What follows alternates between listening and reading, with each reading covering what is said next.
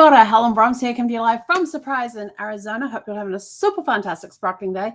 Welcome to Before the Dirt Nap podcast number 1840. It's Winning Wednesday. Yay! And now I'm going to sneeze. That's what happens when I drink cold water. Hang on. Nope, maybe not. Nope, we're good. Nope, hang on. Excuse me. Okay. All right. How was your day? Welcome to Winning Wednesday. I'll sort of put that over there. It's been an awesome, I had some really good ones today. I did. We started the day off. I got some work done for a client, which is awesome. And I need to cross that one off. So I got some work done for a client, and then I got to have some fun in the kitchen. And I had, I get these packets. It's called Bacon Ends and Bits, or Bacon Bits and Ends, something like that. And it's a 12-ounce packet of bacon, and it's basically from when they do the slicing of the bacon and put it in packs, it's whatever's left over that they can't put into the packs when they want everything to be uniform sizes. And so they just bundle it all together and put them into these 12-ounce packs. And then I also defrosted it at the same time. I defrosted that out of the freezer yesterday, and also defrosted some ground beef, which is about the same weight. And one thing I have liked since I got introduced to them is I don't know exactly where they're located or anything, but I do know they've got a couple of places in San Diego, and they're called Slater's 50/50. And Slater's 50/50 make their burgers 50% beef, 50% bacon, mash them together, and they are so good. They are really, really good burgers. And so I was looking at this bacon, and I was looking at this beef and going, why not? So I got out my little food processor and minced up the bacon, and then threw the beef in there, smashed it all together, threw in a couple of eggs, and I cooked some quinoa because I like to have quinoa on hand because it's so versatile. Grabbed probably around a cup of quinoa, maybe a little more, maybe a little less. I don't know. It's just sort of like eyeballed.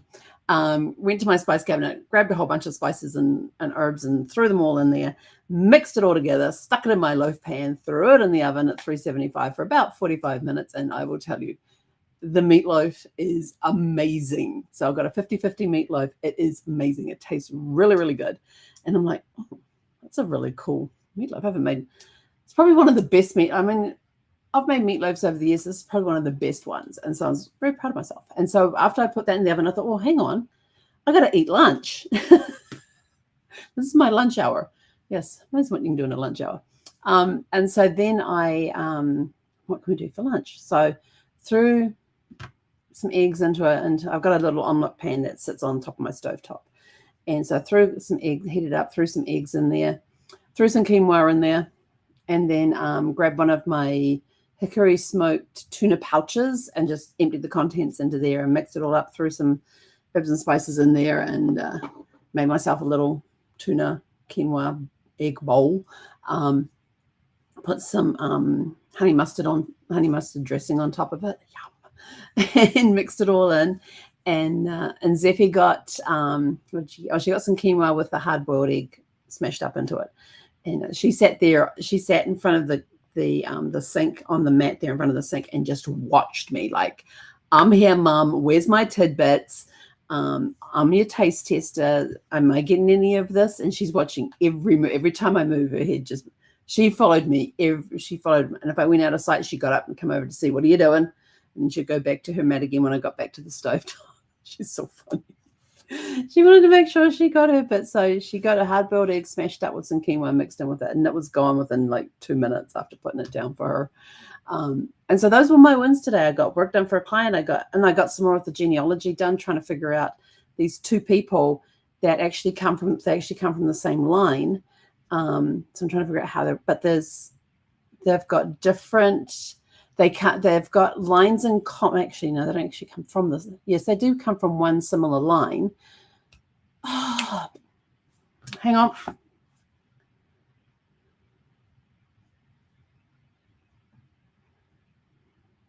Just got to write myself a note. There we go. I just figured out something that I wasn't doing. And now I figured that out. I can go, right. I've got that figured out now. Anyway, so back to, they've got, so I've got these two separate trees where the cousins are both on the paternal side, but they have overlaps in their own trees with each other. And I'm like, but they've got different of those centimorgan things, which are the DNA in common. They have different amounts in common with me, which means that we're looking at different people within their own trees, but there is some overlap in the trees, and where that overlap is where I'm going to find the common. We're going to find the common ancestors and figure it all out. And I've been looking at the trees and stuff, and it's been built out. It's been built out quite extensively. I've it's kind of, my micro trees kind of gone to a little bigger than micro. It's still my sapling, but it's a very mature sapling right now, because the information has just been there. And I've done all my vetting on that information to make sure, is it correct? Everything else, yes. And I got a couple of tools I can use where I can toss in, if I go over to familysearch.org and look for those people on there, and then I can go through and I can pick out, because when you're in familysearch.org, every person that is mentioned in the trees gets their own ID number. And sometimes they're in the tree, they're in there multiple times, so they have multiple tree numbers. So I've been picking out those numbers and throwing it into the relationship finder to see if there's any connection. So far, no, but then I probably haven't got the right codes in there. But I may even beat it that way and get it done in a different way. And then we can go back and verify it or something. But it's been interesting. So it's been a very winning day, and got to help lots of people today as well. So that's basically all we're up to today. And, you know, Winning Wednesday, we get to celebrate our wins. So what wins have you got to celebrate? My wins were I got to get in the kitchen and do some cooking and make some yummy meatloaf and a yummy tuna dish for lunch. And we had a really good walk this morning. It was beautiful outside. There was very little humidity, which has been rare this past week when we've gone for morning walks, because it's usually been a lot at like around 50% humidity. Today we were down around 20, I think it was. We're like 88 degrees. No, we're down to 82 degrees. The lowest we've been in a long time, down to 82 degrees with very little humidity. It was a great walk. We didn't see anybody on our walk. It was awesome. Yeah, Zeffie saw dogs in the distance. We didn't see any dogs that were close to us. We saw dogs in the distance. But we had a really nice walk this morning. And so, yeah, it was good. And I think, was it yesterday you did it? Yeah, yesterday she decided to do a completely different route. She took our evening walk route, and then she added to it because she wanted to go this way when normally we go. We get to one point on our evening walk and we take a left and we go across the grass and around on the park side of it. No, she wanted to keep going straight ahead on the road and then take a right onto the footpath there, and which means that we then go down.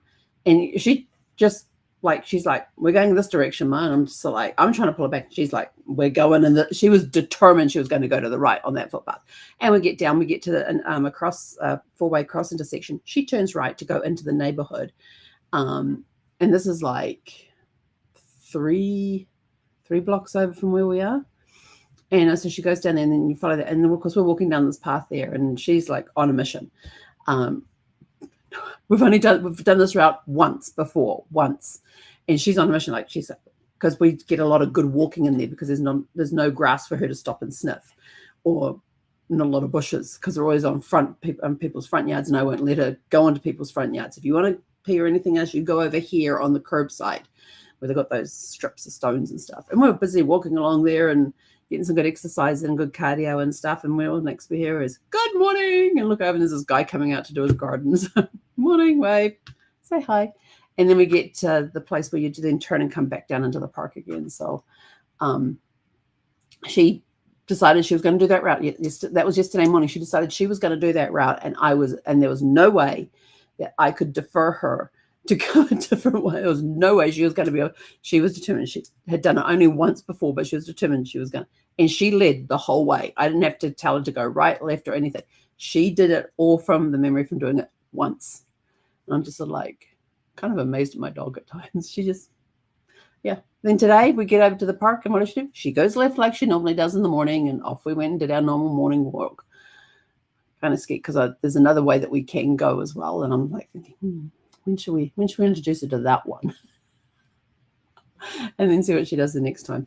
But yeah, so Winning Wednesday is all about winning. In the book club, come join us. Just scan this code up here.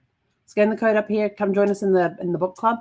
In the book club, today is Wellness Wednesday, so we're talking about maybe using some natural light for reading to give you a different experience when you read.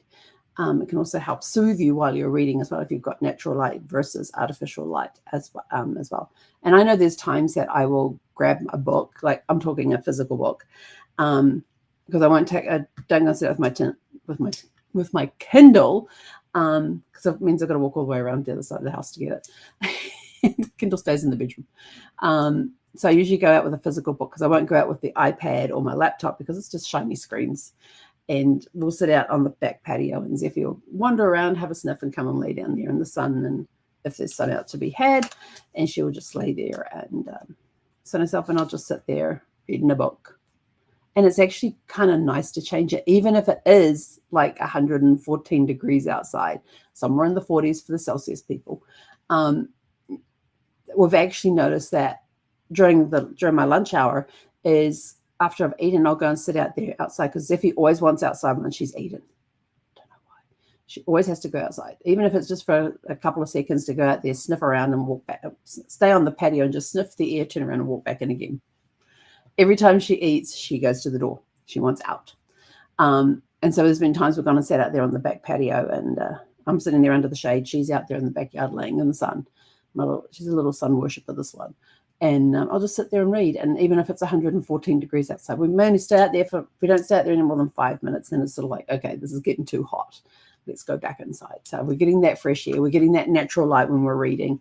And it's just, even though it's hot, it's a different experience when you're reading a book. It's actually kind of comforting. And there's times I just want to like snuggle, because I have these really nice like foldable club chairs. And that sit out there, and they've faded a lot, but they're still really good. They're all padded. They've got padded arms, and think of a club chair with the padded sides in the back and the seating area, and that's what my chairs look like. They're foldable club chairs. And there's times I just want to scrunch down a little bit, tip my head back, and just go to sleep, because it is that comforting outside, even though it's 114 degrees. There's just some comfort in that, and you just want to sit there and let the sun, just let the heat soak into your skin. And there's times that I'll be sitting out there when it's a little warmer than 114 degrees, like up around 120, and your skin feels like it's sizzling. Even though you're in the shade, you still feel like your skin's sizzling. And so it's just like, yeah, Zeffie, we're not staying out here in this. We're going back in. And she's happy with that. She doesn't go and stand by the door and whine or anything else. She knows that it's hot. We're going inside. So, yep, that's it with us. So, Winning Wednesday, let's celebrate your wins. What wins have you had today? Let us know in the comments below so we can celebrate with you, because celebrating your wins is always good, because every time you're celebrating a win, you use that energy to keep you moving forward, to keep going forward with whatever it is that you've got planned with what you're doing and everything else. And so for now, we're going to disappear and get ready to go for a WALK. She's laying on a bed. That's her bed there, that big bed, and you're seeing a quarter of it. It's actually designed for a large dog, and she's not a large dog. And it used to sit up on the windows, on the dashboard in the RV, and that's where Zeffie would basically spend her entire day in the RV, laying in the sun on her bed. Little sun worshiper, I tell you. She doesn't mind the heat. She could go and lay outside in the sun in 114 degrees. Even 120, she'll go and lay outside in the sun. And I'm just like, isn't it too hot for that? She just sits there with her nose up in the air and face turned towards the sun, and just like moves her head around a little bit from side to side, like I need to get the sun on both sides of my face. Me, I'm just like, yeah, no. All right, so celebrate your wins. Let us know in the comments below what your wins are so we can celebrate with you, and use that excitement, that energy from the win. Even if it's just a small one, it doesn't matter. It boosts, it gives you a good boost to the body, to the brain, to the attitude. Be thankful for it. Show some, be grateful for the win that you've had. Make sure you're appreciative of it. And just go out there, have a super fantastic sparkling evening, and we'll catch you guys back here tomorrow evening at 6 p.m. Pacific.